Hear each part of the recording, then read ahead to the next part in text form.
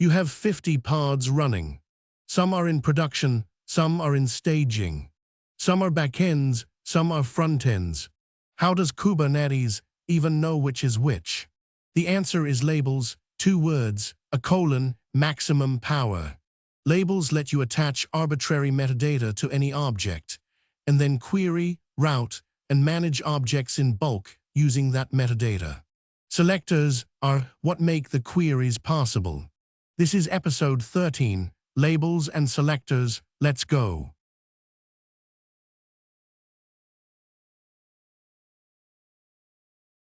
Labels are key-value pairs attached to Kubernetes objects. Any object, pods, services, deployments, nodes, even namespaces. They are meant to carry identifying attributes that are meaningful to users. Not to the Kubernetes control plane itself, just to you, your team, and your tooling. If information doesn't help identify or select objects, like build timestamps or creator emails, use annotations instead. Labels are for selection, annotations are for everything else. Now label syntax. A label key has 2 parts, an optional prefix and a name, separated by a slash. The name is required.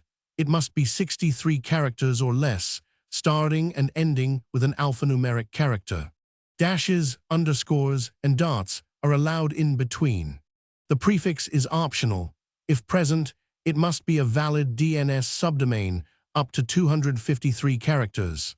The prefixes Kubernetes, EO, and K8s, EO are reserved for Kubernetes core components. If you're writing an operator or controller that adds labels to user objects, you must use a prefix, so users know the label came from automation, not their own config. Label values follow similar rules. 63 characters max, can be empty, must start and end with alphanumeric if non-empty. Here's a real example. A pod manifest with 2 labels, environment, production and app, engine X. That's all it takes. Common patterns you'll see in real clusters: release, stable or canary. Environment, dev, car or production. Tier, front-end, back-end or cache. Partition, customer A or customer B. You can define your own conventions. The constraint is just syntax, not semantics.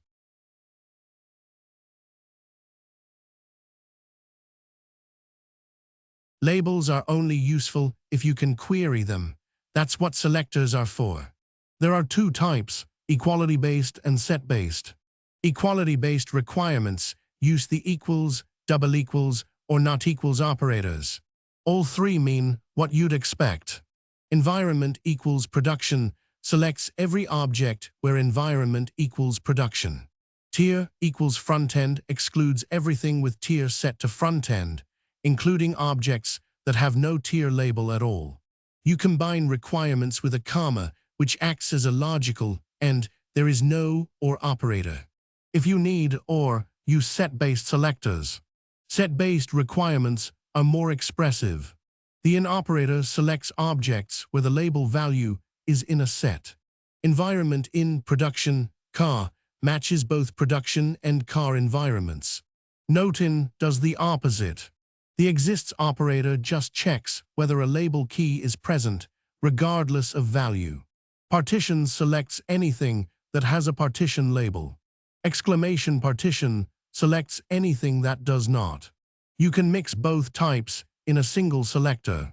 Partition in customer A, customer B, environment equals car. That's a perfectly valid combined selector. Now, a critical distinction. Not all API objects support set-based selectors. Services and replication controllers only support the equality-based form in their selector field. But newer resources, deployments, replica sets, daemon sets, jobs support both, using match labels and match expressions. Match labels is a simple key-value map.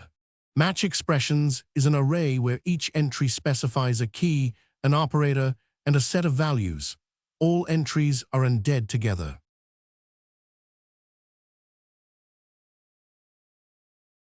Labels are not just YAML decoration.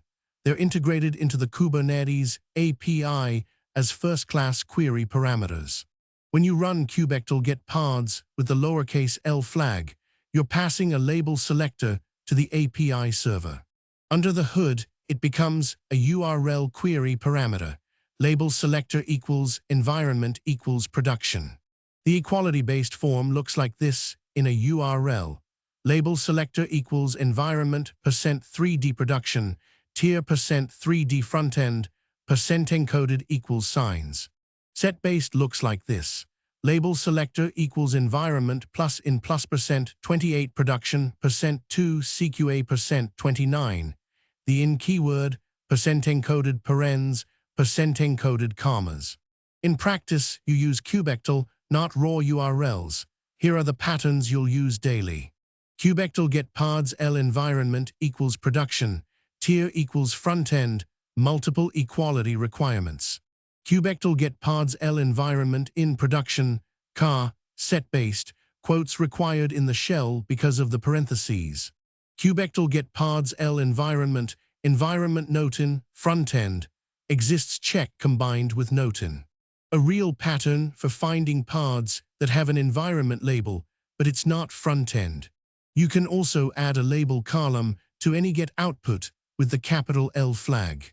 Kubectl get paths lap L tier L role prints those label values as extra columns, invaluable for debugging a cluster with many services. To update labels on existing objects, use kubectl label. Kubectl label paths L app equals engine x tier equals phi finds all engine x paths and applies the tier label. It filters first, then labels. One more selector type worth knowing, field selectors. These filter objects by resource field values, not labels.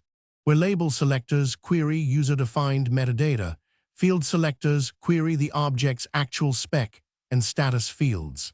The syntax is similar. Kubectl get paths field selector status, phase equals running. That returns only paths currently in the running phase. All resource types support metadata, name and metadata, namespace as field selector targets. Other fields vary by type, paths expose spec, node name status, phase spec, restart policy, and a handful of others. Services expose spec, cluster IP, secrets expose type. The operators are the same three, equals, double equals, and not equals. You can chain multiple with commas for and, same as label selectors. You can also target multiple resource types at once. Kubectl get state falsets, services all namespaces field selector metadata, namespace equals default. That returns both resource kinds, filtered to non-default namespaces only. Labels vs field selectors. Use labels for your own organizational metadata and to drive controllers and services.